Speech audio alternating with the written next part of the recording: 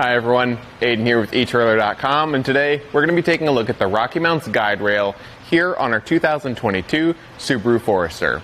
Now the GuideRail is going to be a platform style bike rack capable of holding up to 2 bikes. It's going to hold the bikes in this tray by the tires. That means zero frame contact, making it good for our carbon frame bike like we see here today, or alternative frame bikes, and with a 60-pound weight capacity per bike, even good for some of our e-bikes with that battery removed.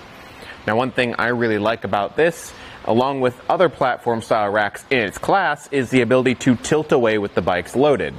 We just have to come down here to the blue handle, pull that out, and we can lean the whole rack back, giving us full hatch access with the bikes loaded. We don't have to get them unloaded just to get in here, and we've got all the room to sit back here and change our shoes before and after a ride, get something out if we need to, and it's a lot easier to do.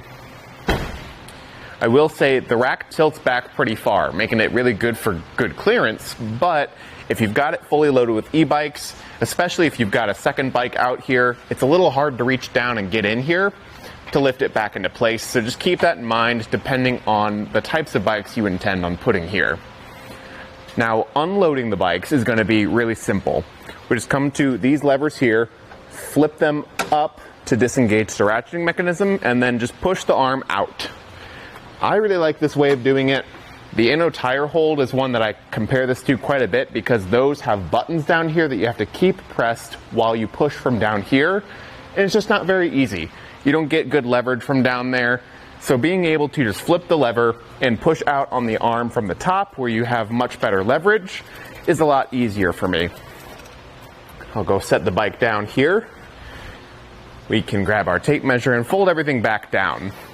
When you fold these down, just make sure to re-engage that lever to lock the arm in place.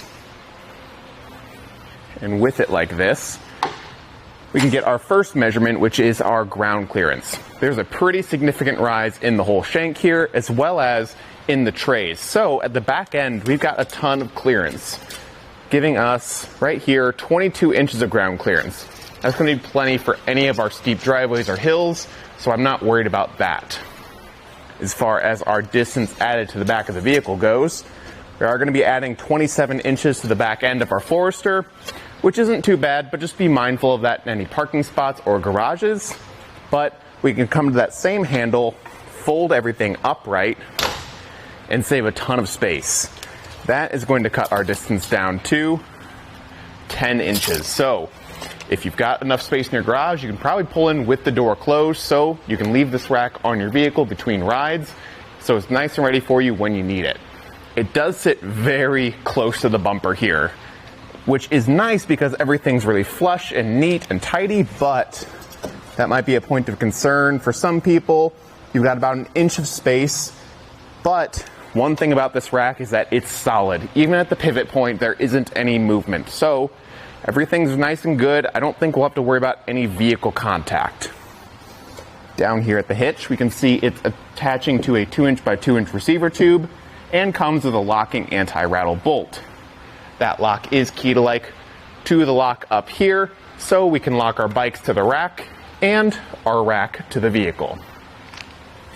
And overall, for me, the GuideRail is a great bike rack. It's going to fit really well with your Forester here. You're not sacrificing any sort of vehicle functionality with the tilting or the tailgate, and it's going to sit on there really well, nice and clean, and serve you well for a long time.